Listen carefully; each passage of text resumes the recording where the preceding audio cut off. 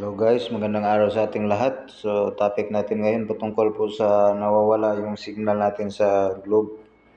Hindi makakonect sa mobile. Ewan ko kung mobile yung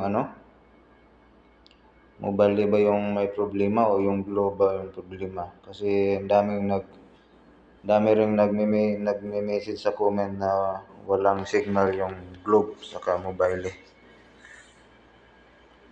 So guys, dito ginawa ko guys.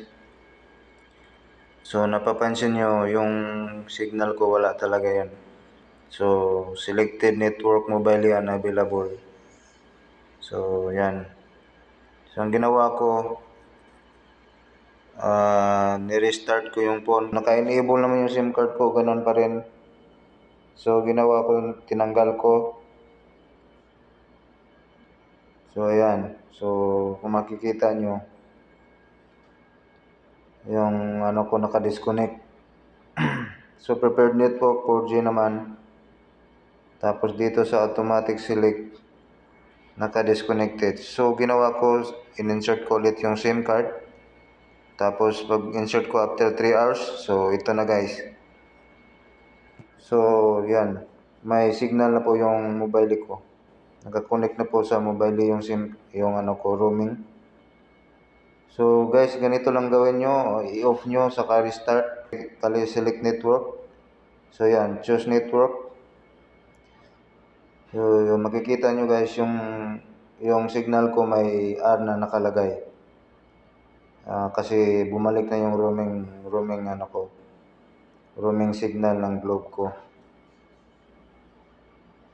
So dito 4G prepared network 4G. So dito guys sa choose network nakalagay diyan mobile globe. So ibig sabihin connected na po yan guys.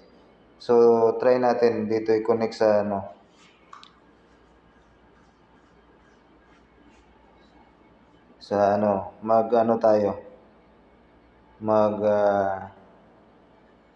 inquire tayo kung maka-inquire ba tayo ng So asterisk 140 lang number sign. So call natin sa So ayan guys. So yun, may balance naman ko, kaya nagtataka ako bakit walang signal. So bumalik yung signal ko guys, sana bumalik din sa inyo. Ganito lang gawin nyo, i-off, restart, tapos ilang oras balik nyo guys. Gagana rin yan, babalik din yung signal. Katulad sa akin, yung ginawa ko. Sundan nyo lang yung ginawa ko guys, napakabilis lang. So maraming salamat guys at God bless sa ating lahat.